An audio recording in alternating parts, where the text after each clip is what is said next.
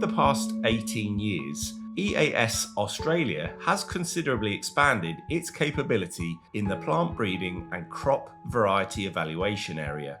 During this time, we have successfully executed a number of major national variety trial projects, evaluating new crop varieties, including canola and sorghum across a wide array of growing geographies. This video shows national variety trials, evaluating the suitability of new sorghum varieties in Queensland during the summer of 2019 and 2020.